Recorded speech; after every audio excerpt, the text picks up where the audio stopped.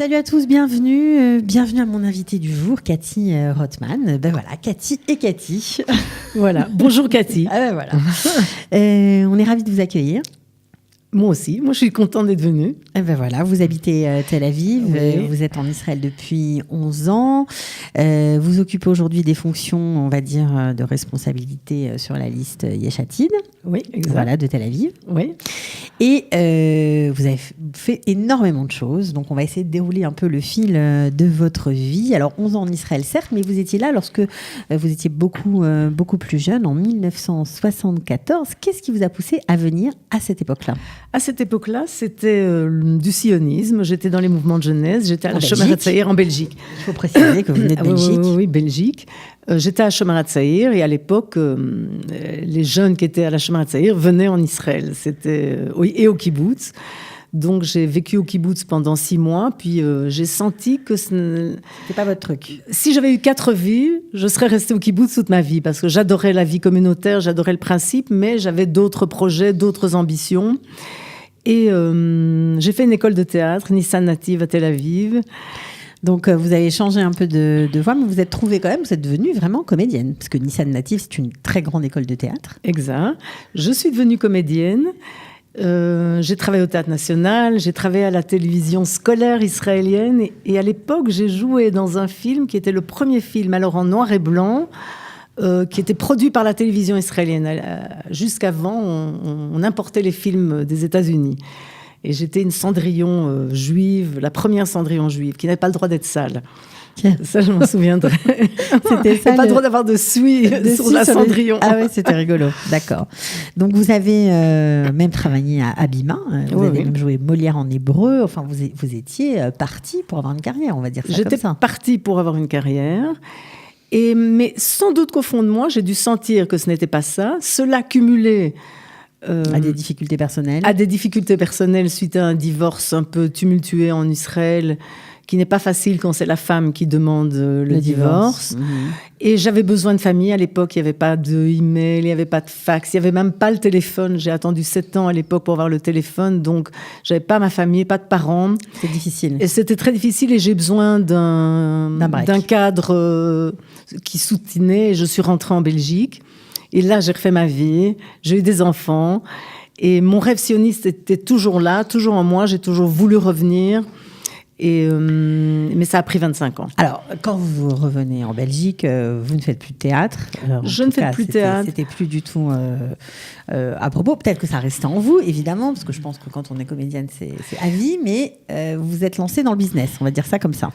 Oui, juste une petite parenthèse. Être comédienne n'était sans doute pas ce choix que j'ai fait à 17 ans. Ce que j'aimais, c'était pouvoir faire passer des messages. Donc, je crois que j'aurais plus déjà à l'époque, mais je n'étais pas guidée. À l'époque, à 17 ans, on faisait son alia, on coupait un peu les ponts. C'est pas qu'on les coupait, mais on ne les voyait pas, on ne se parlait pas. J'aurais dû étudier peut-être l'écriture, la mise en scène, si déjà le théâtre. Mais c'était peut-être pas ça. Il va s'avérer que ce n'était pas ça ce que j'aurais dû faire. Bon, on ne sait pas, la vie, mais on va le voir, prendre des détours. Maintenant, je sais ce que j'aurais dû faire. Mais enfin, je suis très contente d'avoir finalement pu le faire aujourd'hui. Et bientôt, j'expliquerai le parcours. Donc, d'accord. Alors, donc, vous travaillez pendant 15 ans dans le business, dans le schmattes, comme on dit. Dans les schmattes. On peut dire ça comme ça. Exact. Et puis, vous changez encore de cap. C'est vraiment décidément, on sent que vous Parce n'hésitez pas à vous renouveler. Ah, ça, je n'hésite pas. Et aujourd'hui encore, et jusqu'à mon dernier jour, j'espère. Donc, vous vous lancez dans les études. Et je me lance dans les études d'informatique. Vous avez quel âge à cette époque-là ? Et là, j'ai 40 ans. À 40 ans, vous commencez des études d'informatique. Je commence des études d'informatique sans avoir peur, alors que dans la classe, il n'y a que des jeunes et que je ne sais même pas tenir ma souris et que je me souviendrai aussi du prof quand il m'a vu au premier cours, alors que tous les jeunes savaient déjà programmer, etc. Et je tenais ma souris à l'envers et je lui dis « Monsieur, ma souris ne fonctionne pas ». Et alors, il vient près de moi et je me souviens, il la prend, il la tape et je vois dans son regard... Celle-là, elle ne passe pas, elle passe pas l'hiver. Elle va pas faire longtemps, ouais. Et j'ai eu mon diplôme avant tous les jeunes parce que j'ai déjà fait mon stage pendant les études, alors que j'avais déjà des enfants et que j'ai encore continué à travailler dès le début, mais j'ai tout fait. Donc, vous avez eu un BA en informatique. Voilà. Et vous avez bossé 10 ans dans l'informatique. Et j'ai bossé 10 ans dans l'informatique. Incroyable. D'accord. Donc, le rêve sioniste, il en est où pour l'instant ? Alors, le rêve sioniste est toujours là, mais bon, les enfants, la vie de couple, ce n'est pas évident de tout quitter, mais c'est toujours là et c'est là et je sais que j'y arriverai un jour, je ne sais pas encore quand, à ce moment-là. Et puis, à un moment, les enfants grandissent. Mon fils fait son alia quand il a 18 ans aussi, dans le cadre de la chômère. Donc forcément, ça remue. Forcément, là, j'ai un enfant qui est en Belgique, j'en ai un en Israël. Ça me permet, je suis informaticienne, qui est un métier quand même où je ne suis pas en contact direct avec la clientèle tout le temps. Je peux me permettre de voyager. Et c'est ce que je fais au début. 15 jours. Jusqu'au jour où je me dis, c'est pas possible, c'est pas vivable. Et ce n'est même pas vivable. Il faut que je fasse le pas parce que ce n'était pas vivable au niveau... Enfin, j'étais indépendante dans l'informatique. Au niveau des clients, on m'appelait, je disais, je peux venir que dans 15 jours. Ça ne va pas. Ça marchait pas. Et je me suis dit, c'est peut-être le moment de faire vraiment ce que j'aime. D'accord. Et ce que je n'ai pas dit, c'est que tout au long de ma carrière... C'est ça, c'est ce que je... Et qui est le plus important. Préciser, parce que avant ce rêve sioniste, avant de revenir en Israël, vous avez toute votre vie milité. Alors, soit milité socialement, soit politiquement. Mais en tout cas, le fait d'avoir été en Belgique n'a pas enlevé votre amour pour Israël. Et tant qu'il y avait des choses ou des causes à défendre, vous étiez présente. J'étais présente. Je crois que j'ai un leitmotiv depuis que je suis enfant, aussi jeune que je me souvienne. Je n'ai jamais accepté l'injustice, qu'elle soit autour de moi. Je me souviens, enfant très petite, à 3 ans, 4 ans, 5 ans, j'étais déjà révoltée. J'étais révoltée par toute injustice. Je me souviens même aussi que mes parents, un jour, j'avais expliqué à la femme de ménage, je vais avoir 5 ans, qu'elle était exploitée, qu'elle devait demander une augmentation de salaire. D'accord. Voilà, donc on en rit à ce jour, mais j'avais en moi ce sentiment. Ma première fonction officielle importante était à 15 ans. J'étais déjà présidente de l'Union des étudiants de Charleroi, la ville dans laquelle j'ai grandi. Vous avez aussi été active au sein du CCLJ pendant 9 ans. Donc, c'est un peu... ce sont des fonctions communautaires, on va dire ça comme ça. Vous avez lutté... Alors, ça, c'est un point très important. Vous avez été militante politique chez les écolos, le Parti vert belge. Et vous avez surtout lutté contre les actions du BDS, du mouvement du boycott contre Israël. Alors, expliquez-nous un peu ce que vous avez fait, parce que lutter contre le BDS, ça peut recouvrir de multiples réalités. Comment vous avez décidé de lutter contre le BDS ? Alors déjà, le BDS, à l'époque, on n'utilisait même pas ce mot-là. Et même aujourd'hui, des gens ne connaissent pas vraiment bien ce mot-là. Mais c'était déjà des factions palestiniennes qui avaient entamé leur travail de propagande. Et à l'époque, ils avaient convaincu... Piloté par Marwan Barghouti à l'époque. Exact. C'est lui qui a lancé le mouvement. C'est lui qui avait lancé le mouvement. On l'oublie, mais il faut quand même le préciser. Et il avait déjà conseillé à toutes les communes, en Belgique en tous les cas, de faire des jumelages avec des villes palestiniennes. Et moi, j'avais directement compris qu'on ne pouvait pas aller contre, en leur disant c'est pas bien, c'est pas juste, ça ne marcherait pas. Et je suis venue vers ces communes en me disant, mais ce qu'il faut faire, c'est leur proposer de faire des jumelages tripartites. Leur dire, vous voulez œuvrer pour la paix, c'est magnifique. Nous sommes avec vous, c'est bien. C'est bien, quelle bonne idée. Mais si vraiment vous voulez œuvrer pour la paix, alors faites des jumelages tripartites. Avec une ville israélienne Et j'ai à ce moment-là écrit à toutes les communes, sans exception francophones de la Belgique, en leur proposant. Et beaucoup ont répondu. Et finalement, au final... 3 de ces communes ont participé.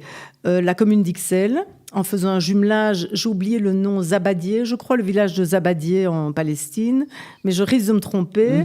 La commune de Nivelles a fait des jumelages, mais là c'était au niveau scolaire avec un village palestinien, j'ai également oublié. Et aussi, nous avons finalement réussi à organiser avec des financements européens un jumelage quadripartite avec la commune d'Otigny, une commune française, une ville palestinienne et une ville israélienne. Nous avons fait des voyages, nous avons fait venir tous ces Belges qui n'allaient en général, quand ils viennent en Israël, ils vont directement dans les territoires et ils ne viennent pas en Israël. Donc on les a fait venir ici. Et puis en Belgique, on a fait venir un représentant palestinien. Ils ont pu voir un Israélien. Ils ont pu voir que des Juifs, des Israéliens, des Palestiniens pouvaient se parler. Et donc ça, c'était déjà pas mal, mais vous n'avez pas fait que ça, parce que on sait que les manifestations, notamment du BDS, sont très virulentes en Belgique. Très, très, très, très. Dans les universités, mais aussi, à l'époque, dans les rues. Ils faisaient des petites pièces de théâtre de rue où les acteurs mimaient un checkpoint israélien, un point de passage, et où on voyait des soldats israéliens qui tiraient sur une femme enceinte qui était à genoux et qui les suppliaient de ne pas la tuer.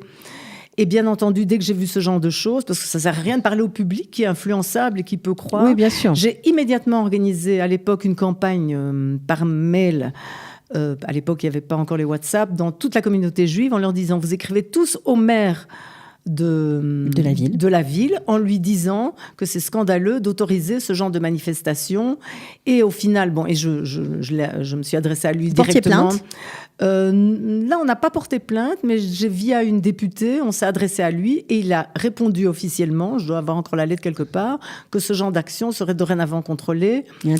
Et interdite. Et effectivement, dans Bruxelles, il n'y en a pas eu, mais ça continue dans les universités. Mais les universités, c'est un territoire privé. Ouais, donc ça, non. Mais en tout cas, grâce à votre énergie, on va dire, vous avez poussé les gens à réagir, parce que parfois, on voit des choses, ça nous indigne, mais on ne réagit pas. On ne réagit pas. Et donc, là, la communauté juive s'est manifestée et ça a été suivi des faits grâce à vous. Bravo. Donc, c'était important de revenir sur ce point. Mais ce qui était aussi intéressant dans votre parcours, c'est que lorsque vous avez été militante politique au sein du Parti vert belge Écolo.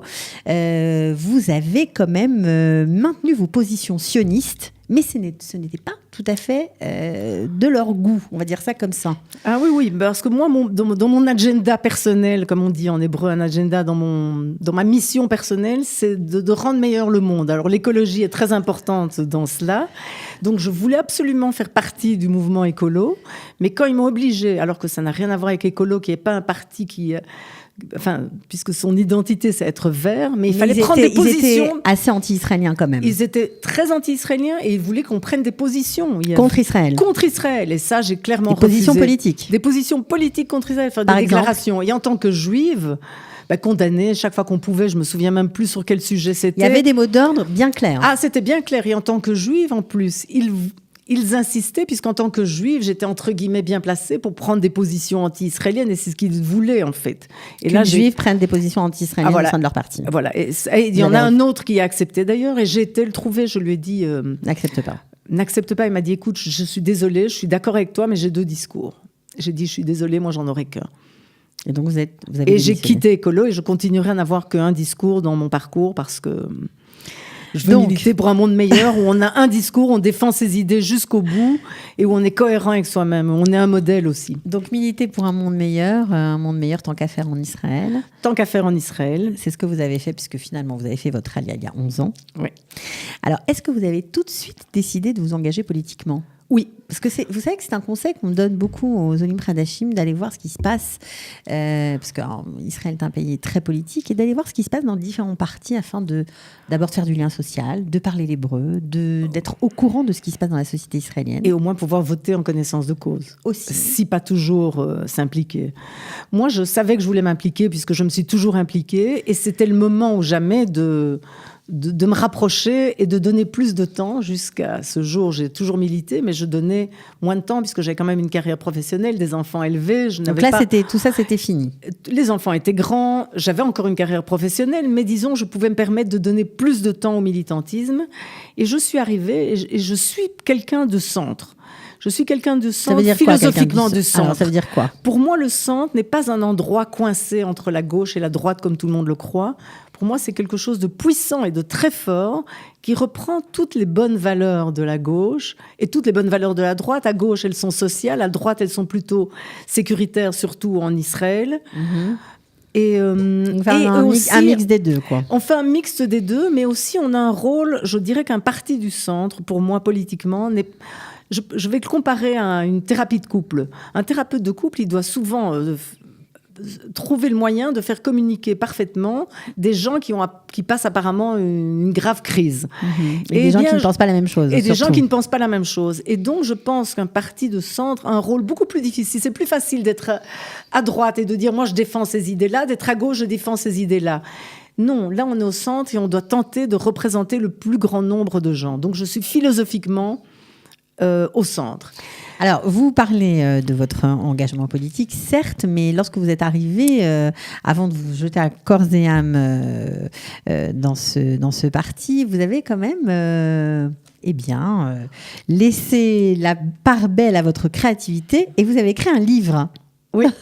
Entre autres. Un livre qu'on voit d'ailleurs à l'image qui s'appelle Daf Daf, voilà.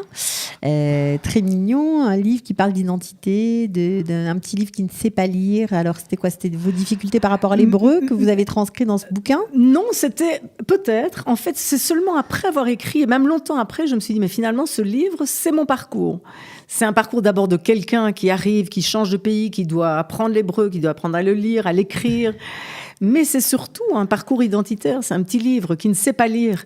Et comme il ne sait pas lire, il ne connaît pas son nom et il ne connaît pas son histoire. Et il part à la recherche de son identité. C'est assez joli. Vous l'avez édité à quelle période, ce bouquin? Je crois que c'était il y a 3 ou il y a 4 ans. Il y a 4 ans. Il y a 4 ans, en sachant que je ne savais pas écrire quand je suis arrivée en Israël cette fois-ci. Je parlais, je lisais un peu, mais je ne savais pas du tout écrire l'hébreu. Donc aujourd'hui, ça va mieux? Aujourd'hui, j'écris un livre, j'écris 2 pièces de théâtre, j'écris mes mails en hébreu, j'écris tous mes posts en hébreu. Je dois avouer qu'on me les corrige. Je fais des fautes d'orthographe, parce que les resh, les chet, les chaf, les kouf, les he, les aïn, les alef, ça c'est très compliqué. Mais vous accrochez. Je continue. J'écris tous les jours. Chaque fois que je tombe sur un mot que je ne connais pas, je l'écris dans mon iPad et je relis de temps en temps mon vocabulaire. Extra. Voilà. C'est très tout à votre honneur, franchement. Et puis, c'est rigolo de voir l'étendue de vos talents, quoi, et de voir que ce petit livre, ensuite, malgré... Vous auriez pu continuer, vous auriez pu écrire d'autres livres. Mais sans doute que maintenant, ce petit livre m'a aidé à trouver mon chemin. Et je crois que mon chemin est réellement d'être impliquée dans la vie politique. Et surtout, je peux mettre tout ce que j'ai appris dans ma vie, que ce soit l'informatique, que ce soit le business, que ce soit l'écriture et le théâtre. Tout cela m'aide et contribue à me permettre de mieux réussir, de mieux communiquer, de mieux parler aux gens et de mieux savoir qui je suis. Et en sachant qui je suis, je peux mieux contribuer, je le pense, à atteindre mes objectifs. Alors, on sait que vous vous occupez du département francophone de Yesh Atid. Comment sont perçus les Français dans le milieu politique ? Ils sont... On n'arrive pas à les saisir parce qu'ils ont je trouve que les Français ont une mauvaise réputation en Israël en général. Encore. Bon, on essaye de changer ça. On essaye de changer ça et il faut changer ça. Je pense qu'ils sont mal vus. Ils sont vus à Tel Aviv. On considère que les prix de l'immobilier ont monté à cause de ce qui est faux, entièrement faux. C'est pas parce que 10 personnes ont acheté des beaux appartements dans le centre. Ça ne représente pas les Français. Le fait qu'il y ait une alia Boeing et qu'il y en ait beaucoup, et c'est vrai, mais c'est dans les personnes plus âgées, ça n'incite pas, on se dit qu'elle on comprend à vous entendre que les Israéliens sont restés un peu fixés sur des stéréotypes. Ils sont fixés sur des stéréotypes, et ce qui n'est pas le cas. Et moi, dans mon travail, hormis le fait que je tiens à communiquer, expliquer c'est quoi la politique, souvent quand je fais des conférences pour des Israéliens où je parle du parti Yesh Atid, maintenant j'ai amélioré les conférences, j'explique d'abord c'est quoi la politique israélienne en général, pour qu'ils comprennent dans quoi ils jouent. Vous parlez des Français, là. Je parlais des Français. Mais hormis cela, moi, ce que je veux, c'est j'organise des actions avec les Français pour qu'ils s'impliquent dans la société israélienne et qu'ils comprennent. Je ne veux pas qu'ils soient juste... Quel genre d'action ? Nous, les Français. Quel genre d'action ? Mais par exemple, il y avait à Yafo des enfants noirs bessikoun, des enfants en danger, de la jeunesse en difficulté. En difficulté, qui étaient dans une école qui, grâce au théâtre, donc tu voyais les liens... qui, grâce au théâtre, arrive à sortir et à rentrer dans un milieu professionnel, n'avait pas à manger. Et alors, c'est dommage que je n'ai pas amené la photo. C'est pas grave. Et j'ai organisé une action, une énorme action, où on amenait des repas chauds à ces enfants pour qu'ils puissent terminer, étudier, parce qu'ils étaient dans des internats la journée. Et ils arrivaient le soir au cours de théâtre et ils avaient faim. Alors, j'ai organisé une action où on leur a donné à manger. Puis après, j'ai trouvé une amouta qui a pris le relais et qui leur fournit les repas chauds nécessaires à travailler. À leur bien-être et à pouvoir continuer leurs études normalement, on va dire. Où il y a un groupe de jeunes qui, chaque année, 20 jeunes français arrivent à Ivim, à la frontière de la bande de Gaza. Et aussi, ils arrivent, ils sont soutenus, il y a des petits budgets, mais ils n'ont pas assez. Et donc, j'ai fait une action, on a récolté pour eux des télévisions, des petits meubles, des vêtements, de la vaisselle, toutes des petites choses qui pouvaient améliorer leur confort. Ok. Ça fait partie du style d'action que je veux faire, que je continue à faire. Donc, votre but, c'est laisser derrière vous un monde meilleur, on va dire ça comme ça. Ouais. Vraiment. J'y crois vraiment. Je vous crois sur parole. Et je crois que si chacun s'y met et fait le petit pas, tout le monde ne doit pas en faire autant, tout le monde peut faire un petit quelque chose, mais je trouve qu'il faut se lever le matin et se dire qu'est-ce que je peux faire de bien? Comment je peux être plus gentil, plus sympa, plus charmant? Ne fût-ce que ça, commençons par ça. Ici en Israël surtout. Ok, commençons par ça. Commençons par ça. Donc on n'est pas euh, obligé de tout bouleverser, mais commençons par faire des petits pas et tout le monde peut le faire. Donc, on sent que vous êtes très épanoui dans votre action politique. C'est ce que vous avez préféré faire dans votre vie? Vous occuper des autres? Non, pas oui. Enfin, oui, c'est l'impression qu'on passe un temps très court sur Terre quand on voit l'infini, et avoir l'impression que de m'occuper que de moi. Et là, je vais citer la phrase de Hillel. Si je ne suis pas pour moi, si je ne suis pas pour moi, qui le sera? Mili, Mais voilà. si je ne suis que pour moi, qui suis-je? Et quand je ne m'occupe que de moi, c'est important. Mais je n'ai pas l'impression que je peux manger 2 steaks le soir. Je n'ai pas l'impression que j'ai besoin d'un appartement plus grand. Et ça m'apporte beaucoup de savoir que je contribue à faire quelque chose dans ce monde. Ok. Bon, en tout cas, votre message, je pense, sera bien passé. C'était intéressant de voir un parcours de vie complètement. Vous avez touché à plusieurs domaines différents, mais finalement, on voit bien le fil conducteur. Batzlacha alors pour les élections. Merci beaucoup, Cathy. À bientôt. À Ciao. bientôt. כמה טוב שבאת הביתה, כמה טוב לראות אותך שוב. Ils ont relevé le défi de l'Alia. Studio Kalita vous raconte leur histoire. Alia Story, c'est vous, c'est nous.